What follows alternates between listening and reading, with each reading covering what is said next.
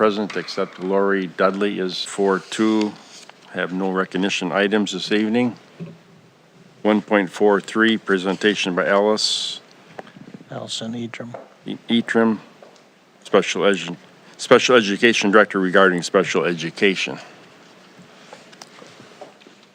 Oh, sure. Thank you.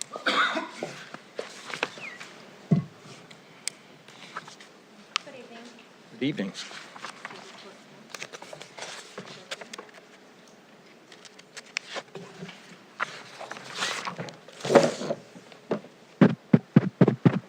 I don't think any of the mics are on right now. Mic on. Test, test. I don't think any of the mics are working.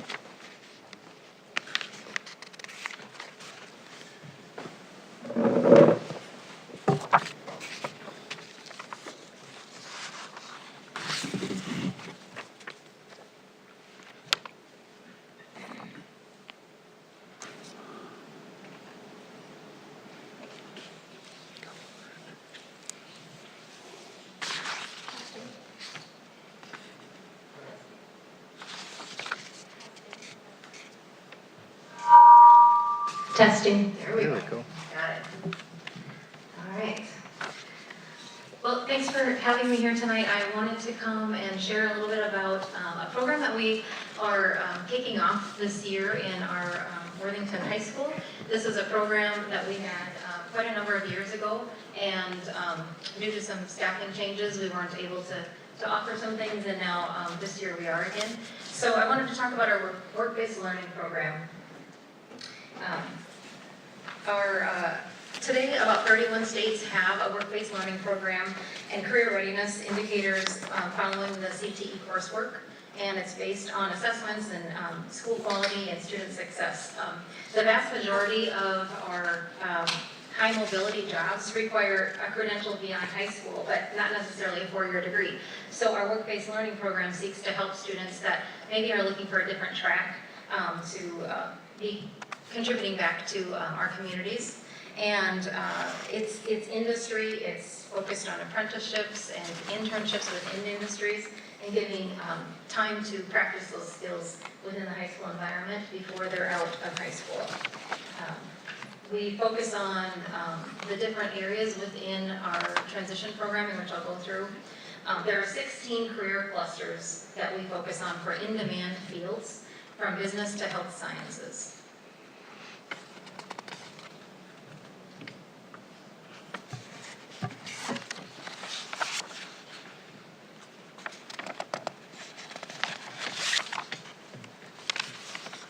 Students who will be entering the workforce immediately out of high school have the opportunity to gain important job-specific employability skills through our work-based learning program.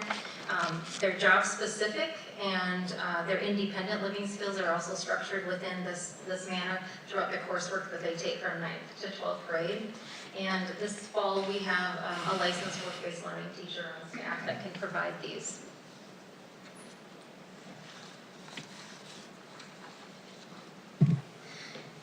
Work-based learning is an education pathway, and it provides students with academic, technical, and real-world knowledge, skills, and experience that they need to be prepared for a variety of career options. This is related to IDEA and a couple other laws, federal laws. They're personalized, hands-on, let students explore career fields from middle school really up through high school. We're going to focus on the high school areas. The signatures of a strong program for work-based learning include a rigorous curriculum. We are using a curriculum called Next Up and PACE, and the curriculum is delivered through activities that address authentic problems, so they get real-world experience. It also integrates math and literacy and science concepts within the program. It also needs to have a well-prepared teacher to be able to provide this, and with our teacher now being certified in the work-based learning, we can provide that. And through that, she will also constantly be asking students about questions and encourage them to ask each other questions, so they're getting that social interaction as well, problem solving in work environments. These are what we'll be currently offering this fall, these types of classes. So it goes everything from a class where it's more of the classroom experience, talking about what they would experience on the job, Then our PAYS lab is a series of 100 or 200 different jobs where they actually have a kit that they pull out and they work through that to see if that's an area of interest. They're related to plumbing and electrical and healthcare and food service, all different things. And they can start to narrow down interest areas before we put them on a job site.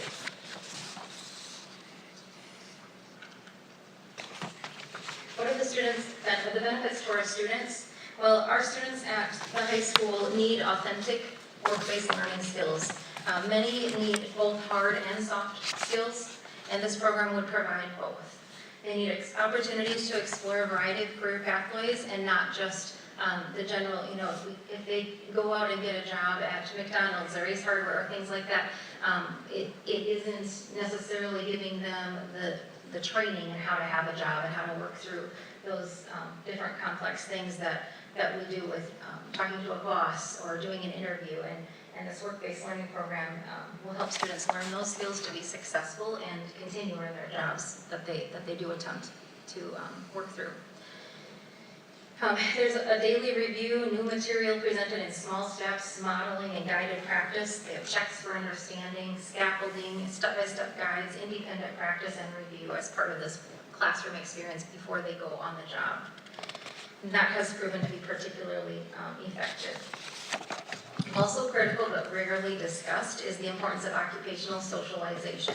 While schools can replicate the appearance of a workplace in our school through the PAYS lab and different job experiences, we cannot replicate true socialization on the job. So the final step is in their junior and senior year. They'll be placed on job sites and try 2 or 3 different job situations. This is just a few more benefits for our students here that I've summarized. There are transition assessments that help kids narrow down to their interests in addition to the classroom and those hands-on activities. The knowledge and skills that are gained through the work-based learning experiences include all those listed. I won't read through them, but it provides students the educational opportunities to better advocate. And a lot of our students with special needs are intellectually average to above average, honestly, but they might lack the skill to be able to communicate about their skills or advocate for a health need or a day off. And so these programs help prepare kids to navigate those. It also helps them learn how to navigate their IEP. So they all have an individualized education plan that helps them get the accommodations and supports that they need. And while an IEP doesn't have a place in a workplace legally, it does help them learn about themselves over these years of high school and how to advocate for those needs once they're out of school. Students typically will enter the workforce immediately out of high school and need this important opportunity to gain the job-specific employability skills and this individualized training, post-secondary independent living skills, employability skills. They're a required part under IDEA, the special education law, that we provide to students. So we do need to find ways that best support our kids, and a work-based learning program is quite a neat experience for our kids to be able to have it kind of all tied together. Not a lot of schools can offer something like that, but we do have a teacher that was interested in getting her license, so we're able to do that. The next few slides are on your handout too, are just going through our implementation guide. This isn't something we just bite off in one big bite and it's in place. We have a 3 to 5 year implementation plan to roll this out. So you'll see there what we're doing each year. This year we're starting primarily with our junior and seniors, helping them get connected to community resources, go through these courses, and then get into jobs. But the goal is to expand it to freshmen and sophomores. And really, work-based learning, the Career and Technical Ready is all students. So even our most severe needs students, we want them to be contributing members of our community. And one of the best things we can do for them is help them find a purpose if they're not sure that they have job skills. That's a common worry. It causes anxiety and then they become homebound, and we want to avoid that and have them in our communities giving back.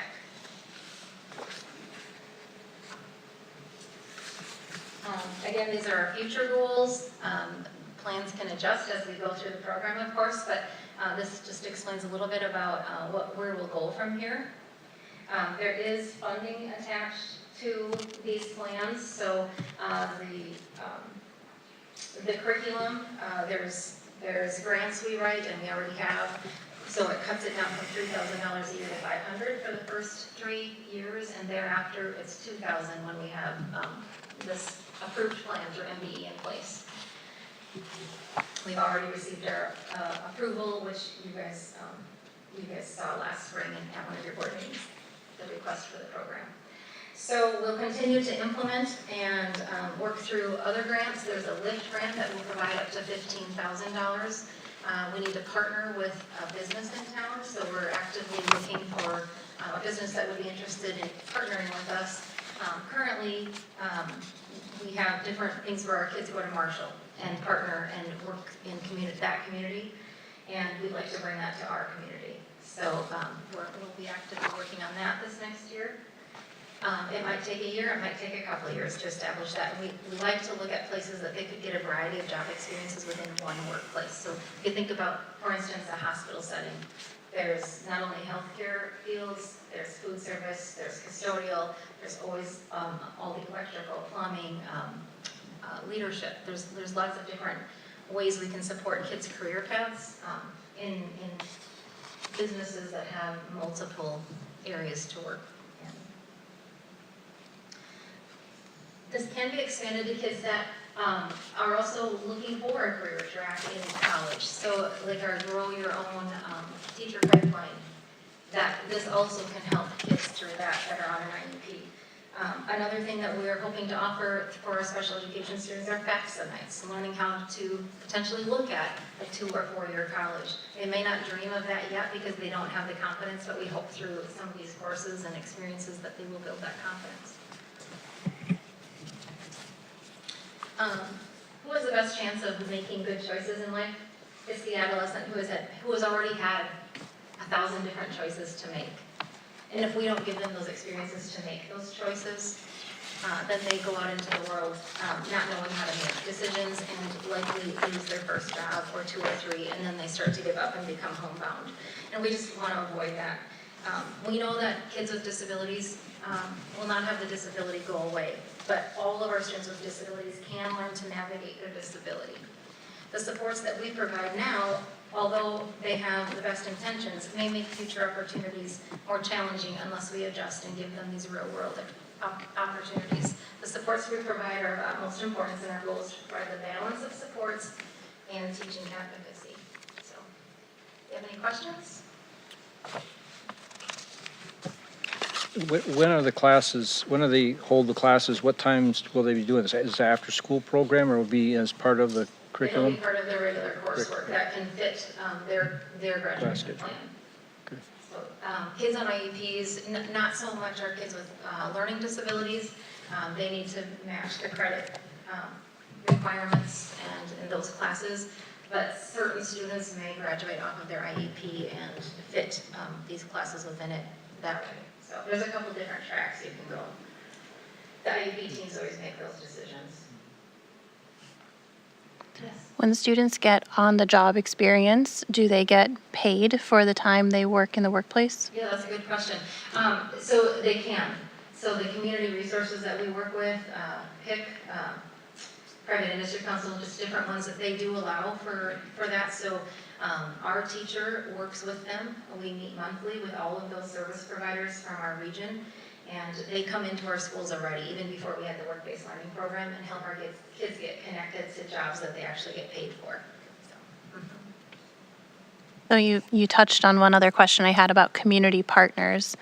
You mentioned the Private Industry Council. Are you working with any other local organizations to create partnerships? Mm-hmm. We work with the county services, the Achievement Center, really our school, it's Nobles County, but typically it's our school. We invite all the other schools around us, even if they're in the neighboring counties.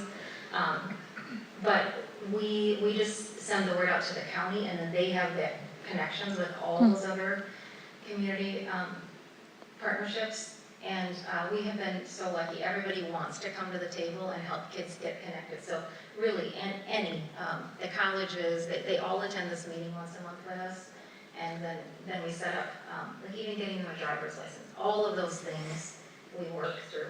Any agency that provides, I'm trying to think, there's a couple of new ones lately too.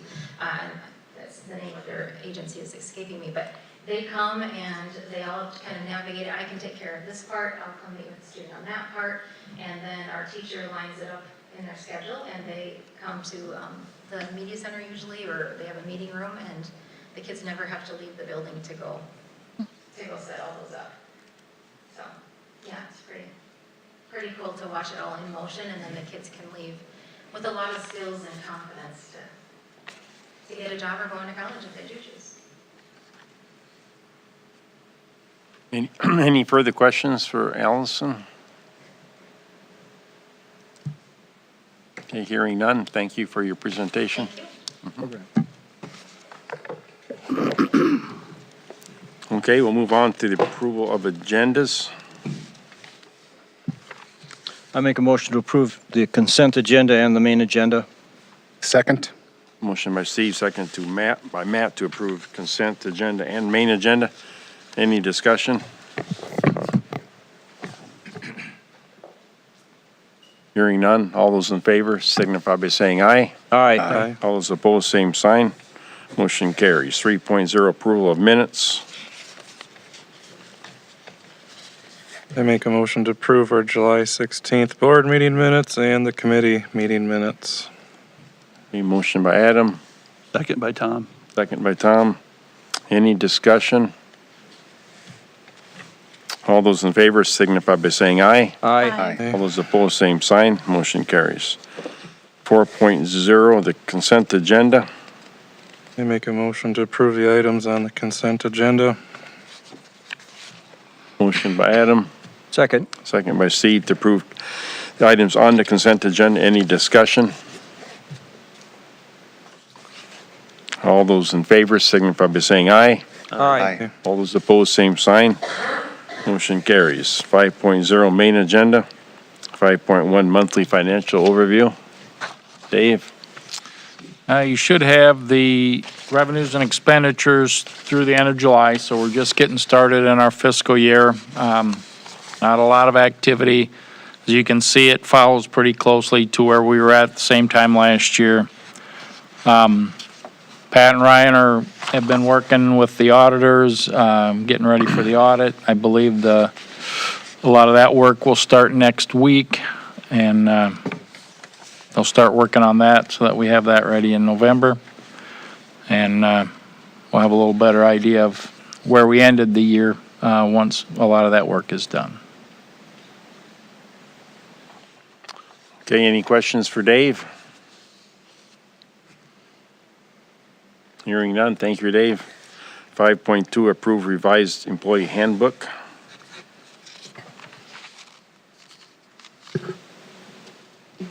This is,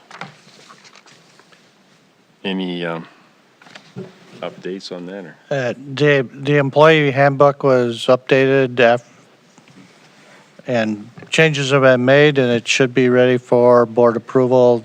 The operations committee, I believe, was recommending approval. I move to approve the revised employee handbook. Okay, motion by Aaron, Second, Matt. second by Matt, to approve the revised employee handbook. Any discussion? All those in favor signify by saying aye. Aye. All those opposed, same sign. Motion carries. 5.3, approve strategic master plan. So this was presented both to instructional and operational, and again, this is a guide at this point. The goals were updated related to where we're at. It's the guide that will probably guide you for this year.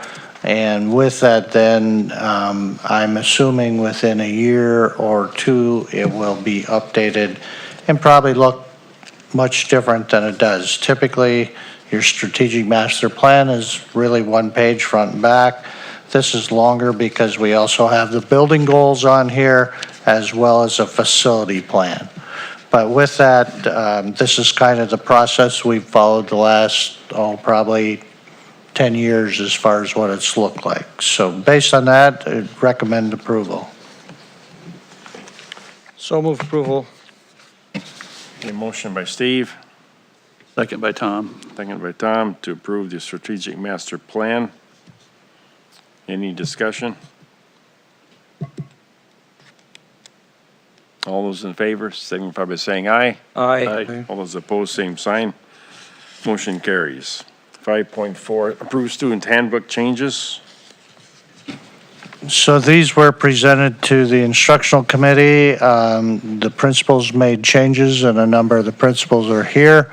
If you would have any questions on the student handbooks, but at this point, the instructional committee did recommend approval. I make the motion to approve the student handbooks. Motion by Tom, Second. second by Aaron. Any discussion?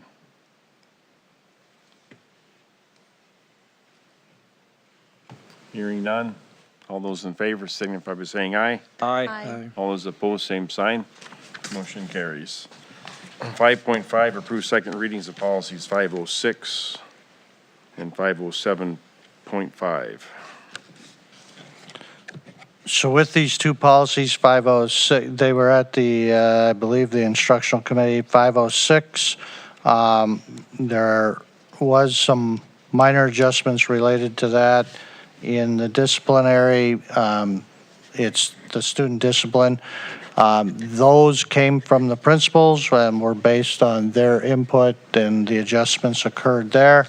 The 507.5 school resource officers did not change, but I did want to follow up because there was expectations related to, in the agreement with the city related to SRO, there were a couple things adjusted based on they're not in practice or not doing it anymore, such as some of the programs that they were doing. So they should be ready for approval, so the recommendation would be for approval. I make a motion to approve the policies 506 and 507. Second reading. Motion by Steve, Second by Tom. second by Tom. Any discussion? Hearing none, all those in favor signify by saying aye. Aye. All those opposed, same sign. Motion carries. 5.6, canvass special election results. So with the special election results related to the referendum, there were 623 yes votes, 1,357 no votes, and that was all the precincts reporting. And with that, then the referendum failed, and you would need to approve those through the resolution of canvassing returns, which would be a roll call vote. I make the motion to approve the canvass of special election results. Okay, motion by Tom, Second. second by Adam. There's nothing to discuss, I guess. Roll call vote. Mr. Lorenz. Aye. Aye. Mr. Prince. Aye. Mr. Blow. Aye. Mr. Shear. Aye. Aye. Resolution carries. 5.7, approve first readings of the policies listed. I'm not going to read them all. So all these policies were updated. There were a set of policies that were legal changes that were minor, that were just updated. And a lot of those were due to the law changes, so they were, I can run through them, but there were a number of those that occurred. The policies that are listed, there were some changes that needed to occur based on the legal stuff. They were a little broader, so they needed to come to the board for approval. These do follow MSBA policy, and based on HR attending a legal conference on policies and things like that, the attorney that was presenting recommended that you stay as close to MSBA model policies as possible. So with that, the recommendation would be for approval, first reading. I move approval of the policies first reading. Motion by Steve, Second. second by Aaron. Any discussion?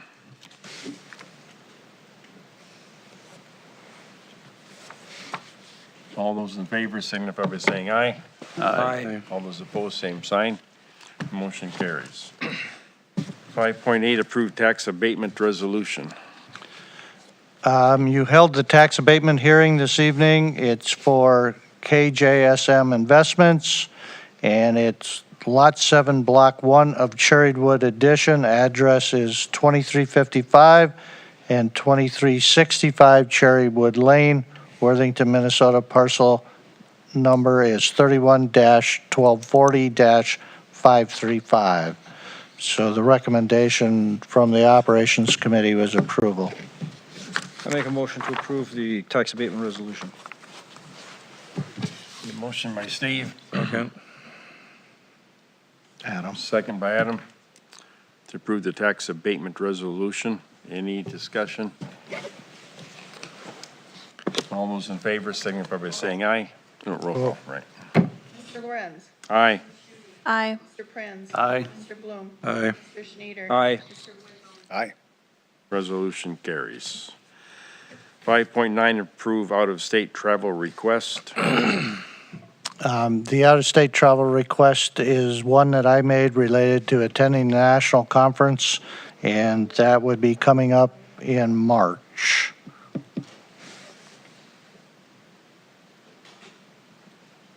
I make a motion to approve the, motion to accept the, or to approve the out-of-state travel, sorry. A motion by Steve,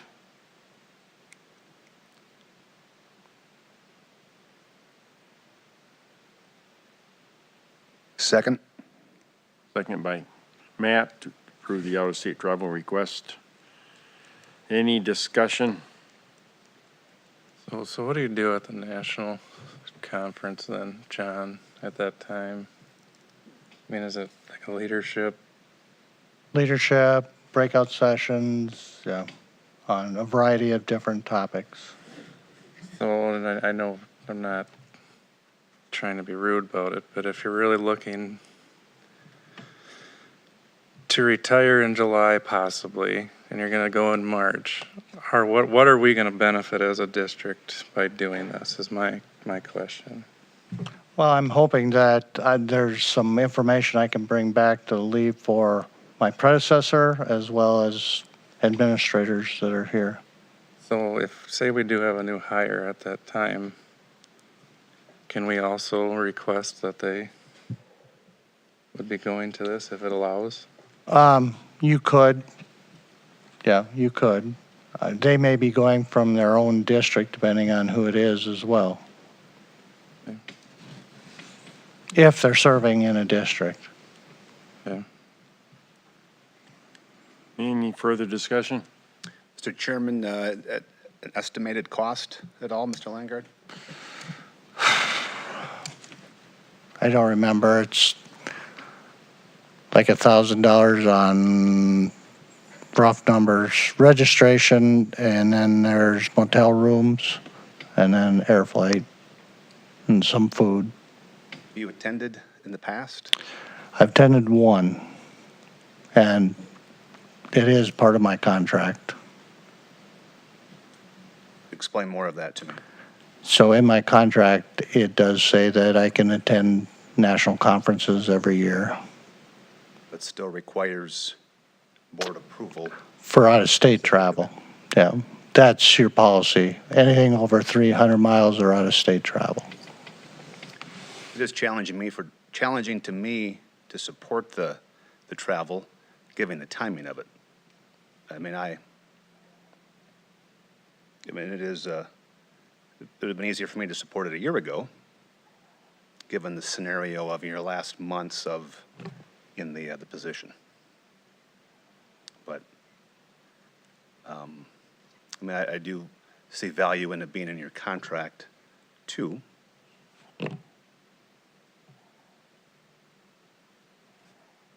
That's just comments, I guess, discussion. Are there any conferences earlier in the school year? There's actually one I'll be attending in the beginning of October. Where is that? It's up by Brainerd. Okay.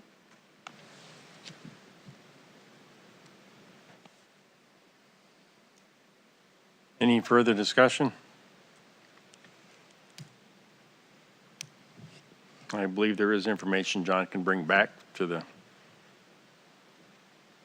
proceeding or the person who's going to follow his footsteps, and some ideas for the district that's, I think is valuable in more than ways than one, so.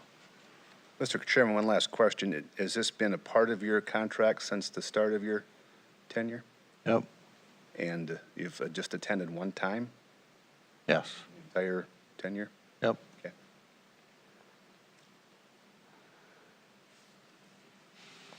Okay, any further discussion? We have a motion and a second to approve it. Any further discussion? All those in favor signify by saying aye. Aye. Aye. All those opposed, same sign. Aye. Okay, motion carries. 5.10, approve acceptance of culturally responsive art grant. So Ms. Nystrom presented this to the instructional committee. It's a grant that she has received in relationship to providing cultural responsive training, and the board would need to approve acceptance of that grant. And the instructional committee recommended approval.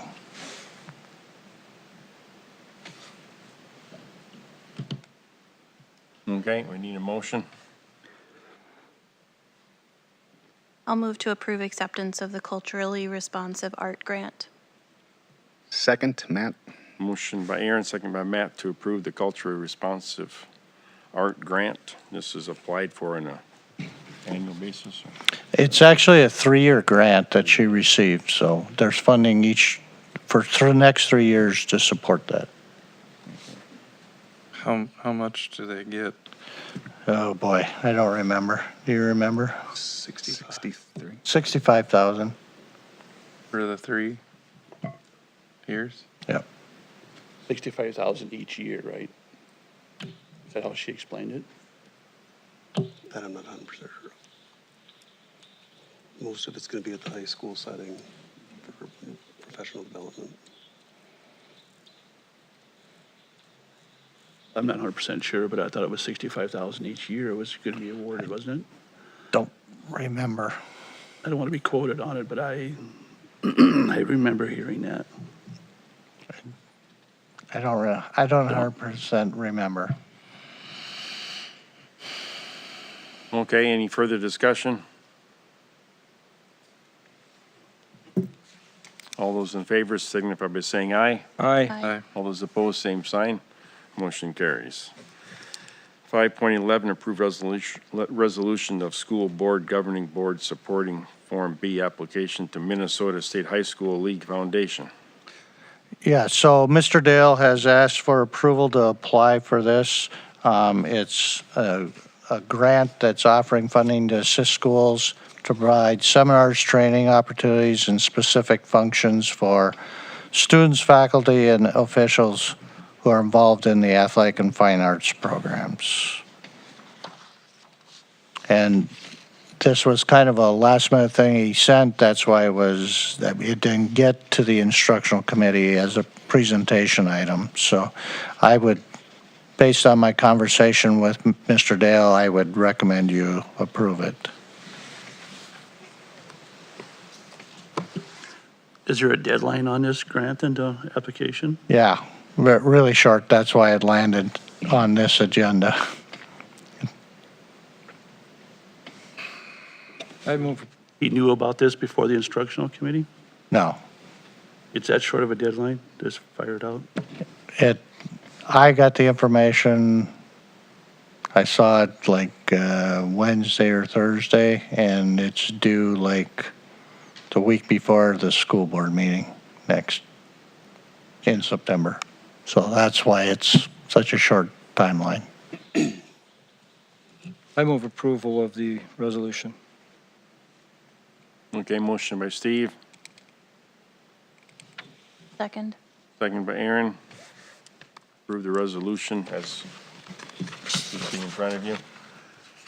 Any further discussion?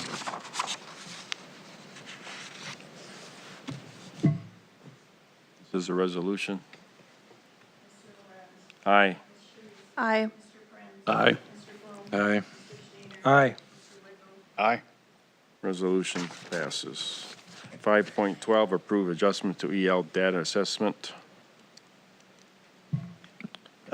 So, yeah, this would be an adjustment to the three coordinators, the EL coordinator, the data assessment, staff development, and curriculum coordinators. And it's related specifically to health insurance. When those were agreed upon, those positions typically followed the EMW Worthington insurance contributions, and somewhere we got off on that. We finished with these probably earlier than when we finished with the Teachers Association, and so we're trying to correct that. It was presented to the instructional committee, and they recommended approval. That's why it's on the agenda for approval.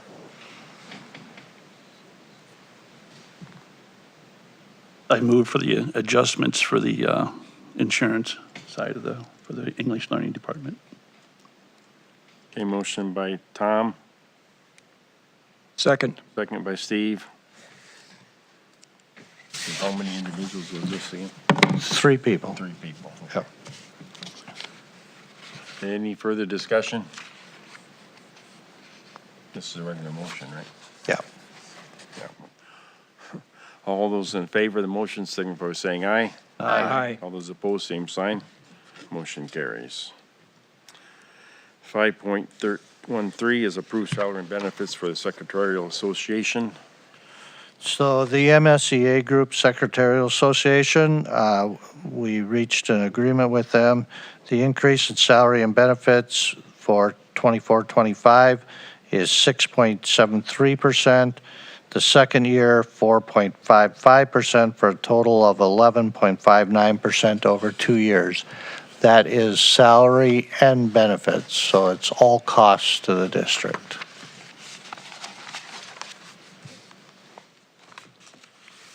I move approval, Steve. Second by Tom. Okay, motion by Steve, second by Tom to approve salary and benefits increase for the Secretarial Association. Any discussion?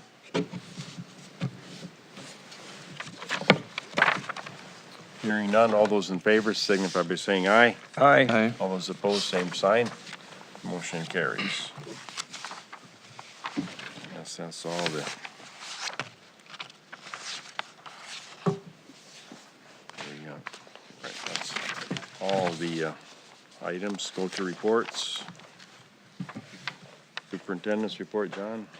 So quickly, I just got a couple items here. One, I laid the enrollment projections report. I updated this today. It's based on the numbers we currently have. I will tell you that there are a number of enrollments some enrollments that are not in the system yet, and those need to happen. But if you look at Prairie Elementary, we're projecting at 698 for this year. Right now, that's registered students. Intermediate, 705. Middle school, 675. And the high school, 1148, along with the Learning Center at 106. So we're at 3332, which is a little bit higher, or it's pretty close to where we're at. What's not in there are those enrollments that have done and they haven't gotten entered into the system. And the other piece is we've termed it as the phantom kids, the kids where they may have moved out of district and we haven't seen a records request or those type of students that are not returning. So these numbers will change typically. I will tell you, and I'll bring one back in October for the October meeting. That's when we finally feel like we have solid numbers that we'll have. So there is a slight increase, but as you know, it's pretty stable enrollment as we go out. And as you get out to 28, 29, it gets a little bit hard to project that. It will change, just don't know how much. On the back side of your sheet is the VIBE enrollment. The VIBE enrollment currently right now is 596, and we do know that will go up. There will be more students in the program by then. I'm guessing we'll probably land in that 675 to 700 range, but by the final numbers come in.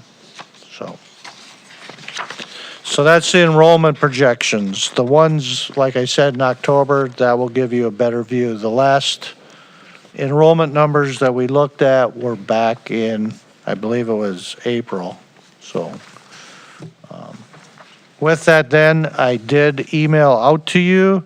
The city council will be meeting about their work on the ice arena plans. And with that, that project is moving along. They have a work session tomorrow afternoon to look at that and the price tag and kind of hopefully continuing to move that project forward. So you should have that. And that, let me see, from an ice arena. Oh, I did want to update you on the unemployment costs for the district for this summer.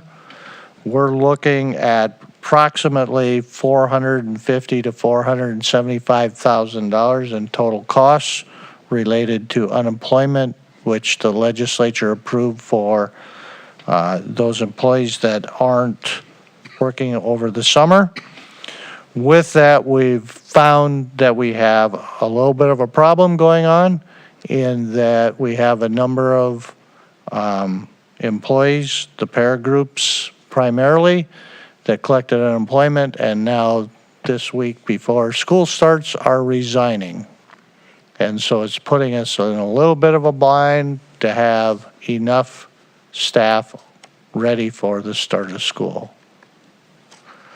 So with that, I will tell you in negotiations where we're at. We met with the custodians on Monday. And on Monday, they did not move, we did not move, and they intend to file for mediation or have filed for mediation.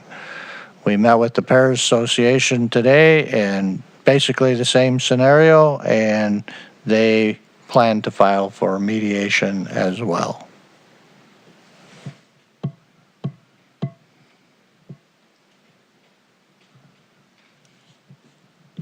Is that it?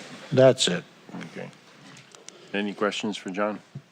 When it comes to the district's direct cost for covering unemployment, am I correct in understanding that the state is covering a portion of that cost for this year? They're covering 90% is how I understand it. And when they did this, they allocated $135 million for costs.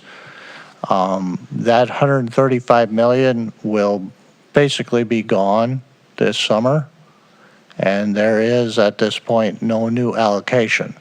And the district does not have the ability to levy for those unemployment dollars like they could for other unemployment expenses. And hence, come next summer, unless the legislature does more to replenish that fund, that will come directly out of your general fund dollars. But this year, we can see about This- approximately $45,000 coming out of our own district to cover unemployment, which is 10% of the Correct, total cost. roughly. Okay. Yep. I have another question about the ICE complex progress. In one of the documents that you shared with us, it stated that there was school board representation in the work sessions. Who on the school board is part of those conversations? I don't know if it was school board or school district representation. I know Mr. Dale was. I don't know who else. They never sent me who was on the committee. Okay. I think it'd be great if if there could be school board representation in those work session meetings, if possible. I can throw it out to him. So that one tomorrow, that's just the city's workshop then, right? Pardon me? Tomorrow, that's just the city's workshop then. Yes, tomorrow is a city work session, strictly city council. Yep. And they actually have a price figure on the complex, or they gonna start talking about their dollar commitments? I mean, what are they gonna get into when are they gonna step up, I guess, is my question. Well, I suspect tomorrow they'll kind of at least, it's a work session, so they can't take action, but I suspect that's when they'll make For some, city council, they'll have something maybe. yeah. The documents that were shared with us in the past week includes some designs and blueprints along with budgets to go along with like one sheet versus two sheets. So I thought it was insightful, after making a big decision and then not hearing a lot, it was nice to see some updates. Okay, any other?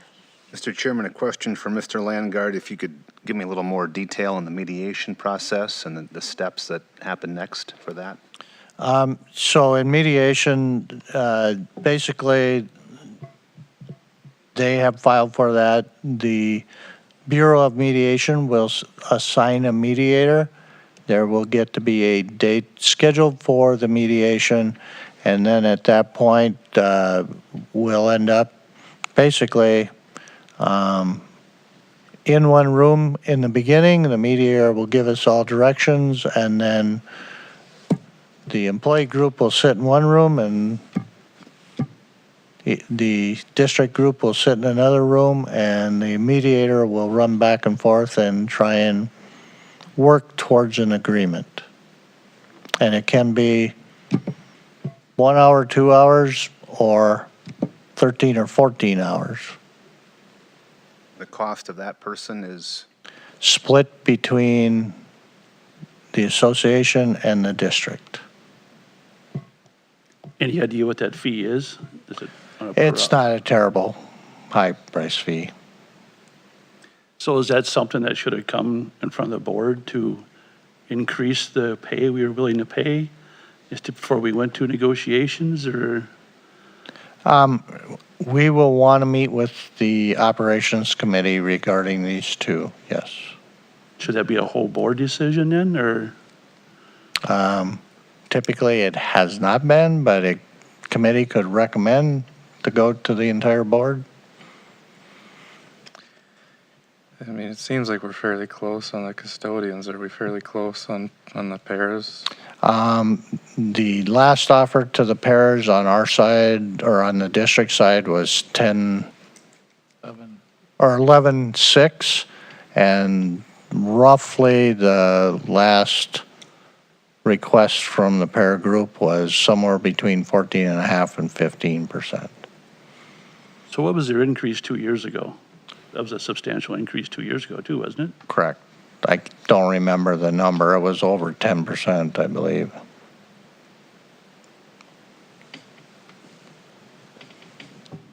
time frame on mediations within the next month or two? That's, I would say sometime in the next 2 months, but it depends on how busy they are. How does that work when you start a new school year then? Do you have to back pay? So currently, they are working under the existing agreement until a new agreement is established. As far as talking about back pay or retro pay, that's negotiable.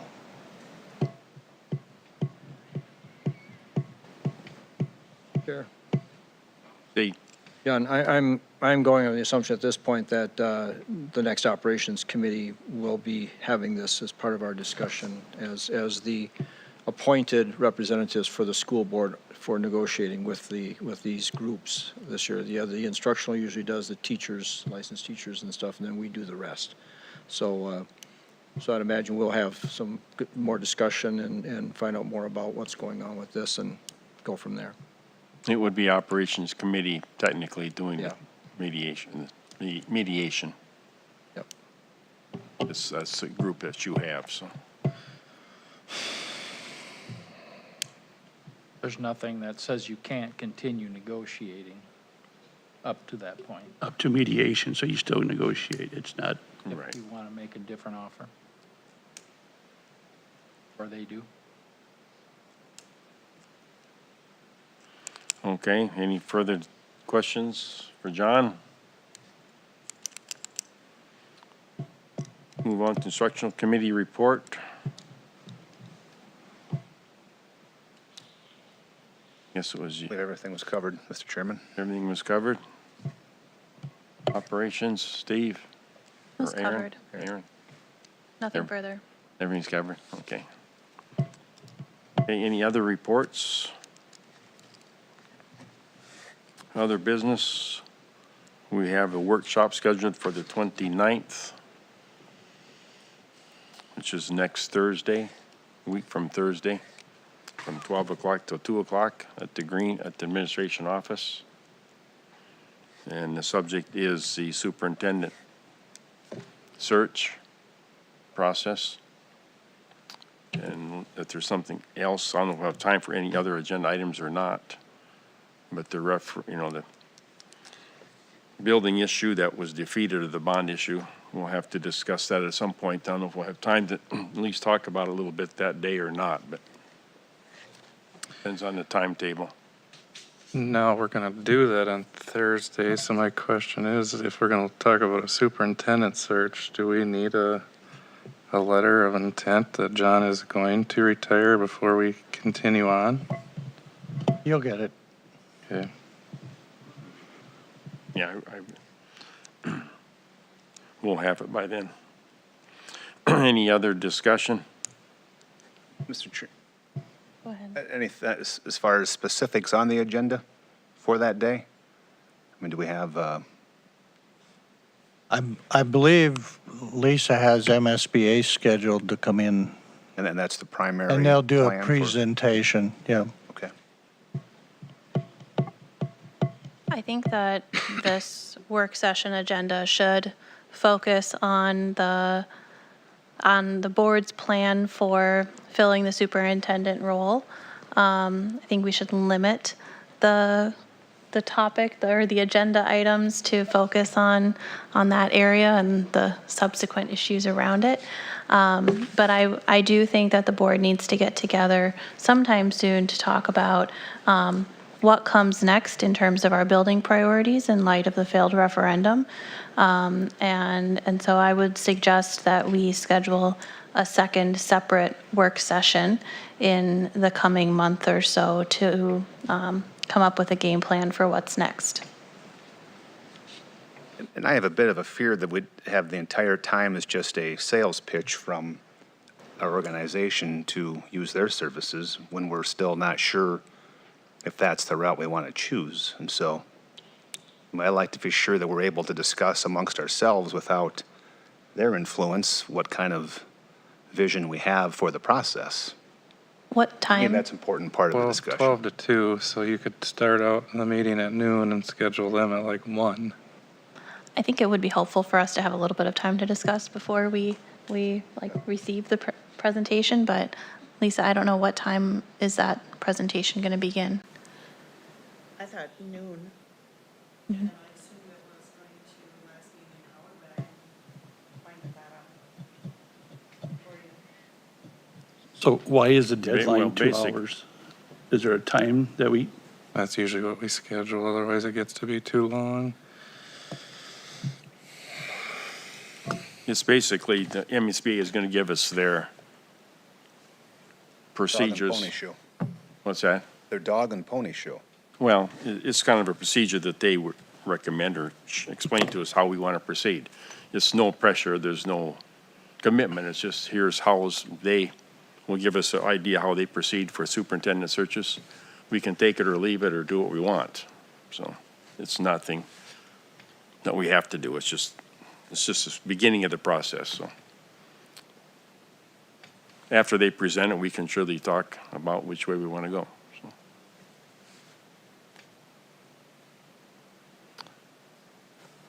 Any further discussion? Any future business? Okay, hearing none, we'll adjourn the meeting.